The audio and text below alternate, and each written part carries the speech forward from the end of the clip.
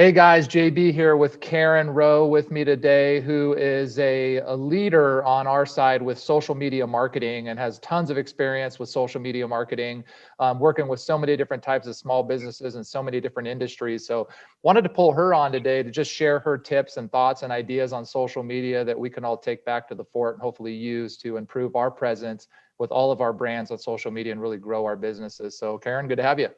Awesome. Thanks, JB. I'm really glad to be here. So yeah, let's dive into social media. I'm excited. Absolutely. Glad to have you.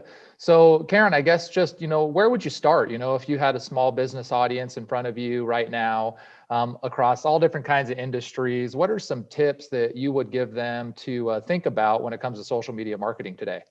I would say the best thing to do with social media and your small business is to make a plan and to stick to it. As far as social media goes, I feel like we see that it's one of the easiest tools to promote brand awareness and to promote your business, but it's also one of the easiest to fall to the wayside. When you're in the middle of your day, you're not thinking, oh, I've got to post today, or, oh, I forgot to post today, I'll do it tomorrow. And then, you just continue down that cycle until you've forgotten to post for, a couple weeks or maybe a month.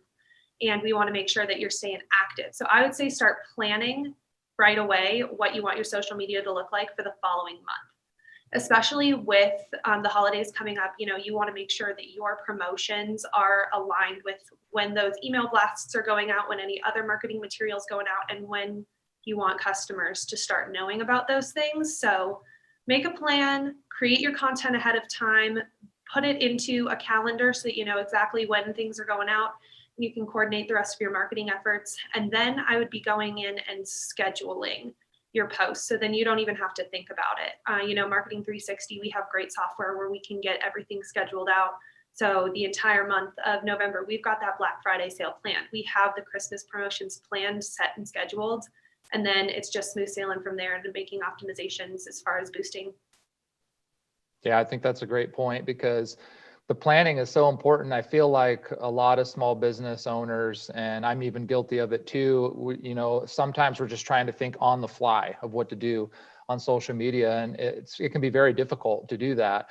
And honestly, it saves time. It feels like it takes more time to do planning, but actually saves time because you can just set some time aside. You can plan it. Maybe you just, spend 2-3 hours doing this one day out of a month.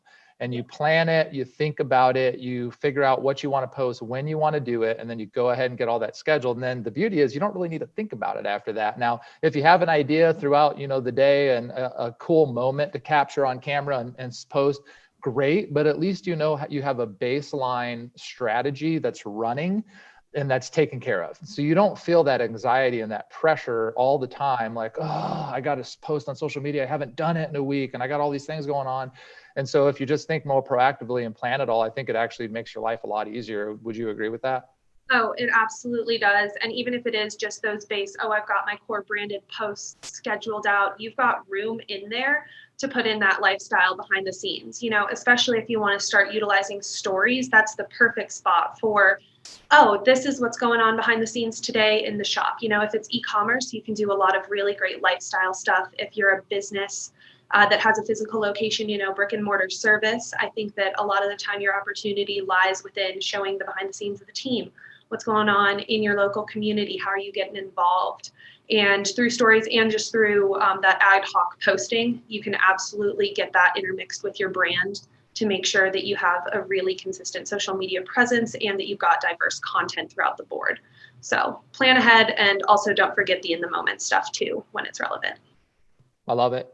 What are your other tips? What about content in general? Are you seeing a lot of value in doing things like video, and what tips do you have on that front? Oh my gosh. As far as content goes, I see a huge trend towards video. We've all seen how much TikTok has blown up. Instagram has its own version of Reels. YouTube is the second biggest search engine out there. So video is really powerful. A lot of times I think businesses think that investing in a video seems like a lot up front. But when you look at the value that you're going to get from that video later down the road, you can use that for marketing material over and over again, especially if you have evergreen content within it. And then as far as just those shorter, less professional story moments, using video there, it's more engaging. People are likely to watch and follow along. I feel like we really are trending more towards watching and listening instead of reading what's going on. So the more that you can incorporate video into your business strategy, I think that that's just the powerful way to move into the future. Yeah, I think it's so critical to do that. And so I guess with this planning analogy, you could think about the types of posts that you have and make some strategic videos for those particular things. But then you're also saying to capture the in the moment stuff, use it on the stories, the really good ones you could pull into the feed, that kind of a thing. So you kind of don't need a huge budget. I mean, your phone is perfectly good for most of the video, right? But there's some things with your planning you might want a little bit more professional video, maybe commercial style type video might make sense. But any tips for small businesses just to start doing video? Like, do you recommend they just start doing it? What type of videos should they be shooting? I know the different types of businesses might vary in the strategy there, but any thoughts on that? Absolutely. So as far as video goes, creation should start with stories. Start with your phone. iPhone, Android, it doesn't matter. The cameras these days are really impressive. And as long as you've got something going, hold it with a steady hand, but just start shooting. If it doesn't make sense to post it, you don't always have to, but then you've got that content created and that can make some great B-roll a little bit later. Or maybe you come back to, oh, well, we're having a sale. For example, let's take a local boutique. They have new clothes coming in and they want to show those off. A quick video of what that outfit looks like and maybe how you would style it. I think that would be a really good way to use video. As far as it goes, when you're just starting with your creation, don't think that you have to be a video editor. You don't. There's a lot of really easy tools out there to help you make your video look a little bit more professional. But a lot of the time, just filming, making sure you've got clear audio and a steady hand is going to go a long way. Yeah, and the things like the reels on Instagram and everything actually have some editing capability to a certain extent in terms of, patching together different pieces, different videos, putting overlays, different text call outs, stuff like that. But I totally agree. Like, movement catches your eye, right? It's just the way that it is. So if you're going through your feed and there's a post with movement, chances are it's going to catch your eye a little bit more than a static picture. And so, to your point, if you have products or services or promotions, if you can even just grab a quick video on your phone, like with your phone slightly moving over the dress or slightly moving over the poster in your office about the deal that you have running or whatever it is, there's just like a little bit more activity happening there. So you're going to see more engagement, right? Oh yeah. And you can follow, some of those TikTok or Reels trends to promote your business. I know that there's all of those snap transitions into a new outfit, and that could be perfect for a boutique there. So there's really a lot of power there. Using the trends will help get some visibility and people will really understand what's happening. I think we're seeing a lot of meme culture shifting into video, and you just people look at it and they understand exactly what's going on, even if it's a completely different idea being conveyed than the last reel that did that exact same trend. So I think that that's really powerful for businesses. Absolutely. Awesome. What other tips do you have? Do you have any other power tips for small businesses or brands that, that you're seeing with social media right now? Incorporating your branding, especially on anything that is more feed based. So Instagram, which we see a lot of the younger generations gearing towards Instagram as their primary platform instead of Facebook. So I definitely want to make sure that we're focusing on a good brand cohesion feed. So that's a few design elements here and there. Maybe you have a lifestyle image, a quote, a lifestyle image, a quote, a lifestyle image, a quote, to create a really cohesive grid. And that's really easy to do with, there's Canva as a quick editing tool. There's Photoshop if you're more advanced. But you can just have your company's colors imported into there, use some design elements, and it can be really simple, but that cohesion goes a long way as far as overall brand recognition goes. If you're a local service business, I would say that one thing that you really want to focus on is posting community content and company content, sharing the stories about the people who work with you. People connect with other people, and I think that it's really important for businesses to not just sell their products on social media. Social media posting shouldn't be a sales channel as much as it should be a brand awareness channel and a community building channel. So say you're a local plumber and you want to focus one of Jim's projects. You can talk about the work that he's done for the company. You can talk about everything that he's contributed so far, a few specifics on the project. And then that gives your customers an idea of the quality of character, the quality of work, and the services that you offer in a really non-salesy way. So finding different ways to connect with a customer instead of just trying to sell to them. A lot of the time, I feel like it's easy for social media to be an extension of ads. And it shouldn't be that way. It should be its own brand voice. It should be, like I said, that way to cultivate your online community. Absolutely. And I think that ties back to the planning piece of when you're doing your planning, if you know the projects that are coming up or the different types of things that your organization is involved with over the coming month, maybe you're doing like a trade show, although that's probably on Zoom at this point, or maybe you have a promotion coming up. Those sorts of things are perfect things to think about and put a note. Hey, we want to capture some pictures of this project. We want to do this kind of thing. And that's all part of planning. And I think even with the planning piece, we need to be thinking about the season and what our audience might be interested in and or what would be helpful to them, what's value for them. And so, for example, if I'm an HVAC business right now, Thanksgiving's coming up and I probably have family coming over and I don't want them to be cold. So talking about ways that you can avoid, your heater breaking down during Thanksgiving, reminders to check the filter, to update that, just providing value there in any way that you can. So people see that and they're like, oh man, that's a good point. I should totally do that. And a certain percentage of people are going to see that and they're going to be like, you know what, I'm just going to call them and have them do it, and that's where you actually get business out of it. So it's not directly selling to them, but it's talking about the things that your audience is probably going to be interested in during that time of the year that's applicable for your business. So if you're a lawn care, for example, you got spring coming up, talking about, hey, you should think about fertilizing your lawn. You should do it this time of year because, the rain's going to come in. It's the perfect timing. It's going to be super green. Like giving, tips like this is adding a lot of value, but it's also keeping you top of mind. So then they're thinking, actually, you know what? I don't want to mow my lawn anymore. So I'm going to hire this lawn mowing company. So the more we can think about that, the more efficient we'll be.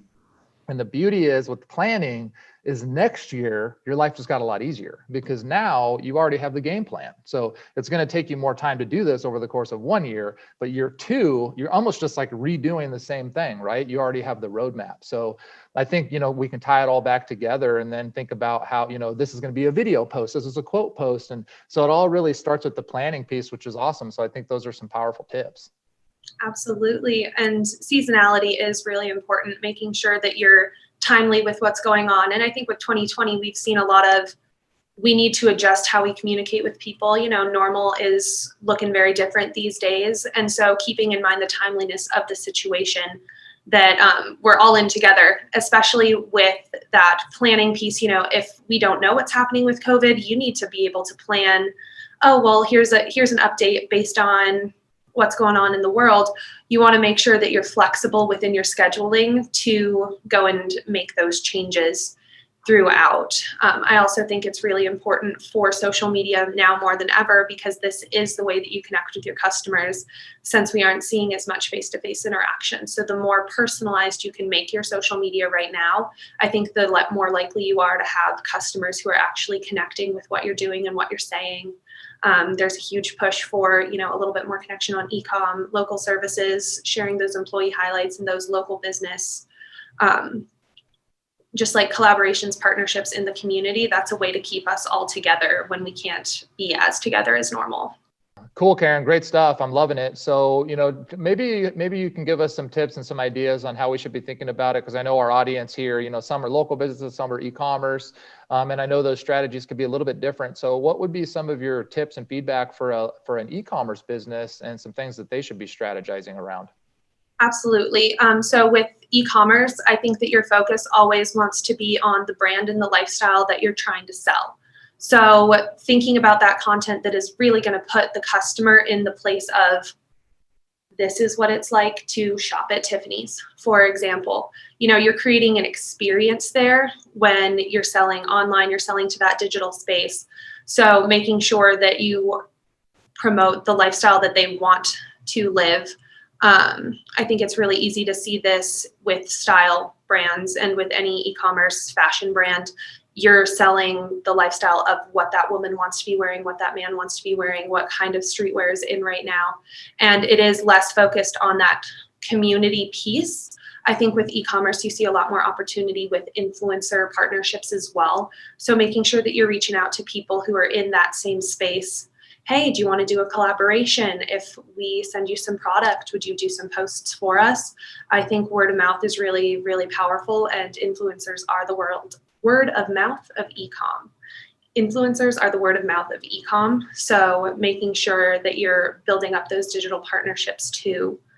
Whereas, if you're looking at a local business, their strategy for social media is going to look very different. When you're brick and mortar, when you're service-based, you really are creating that connection with the customer, that connection with the community. You want to sell the fact that they're going to want to keep coming back to you year after year. So, if you've got a local arborist and it's tree trimming season, they're going to be posting your tips about how to keep your trees healthy. They're going to be posting your tips about when you should get your trees trimmed, their staff and their company, and really bringing that personal community touch to it. So I think those strategies tend to look very different based on what you're doing, but both are really powerful if used correctly.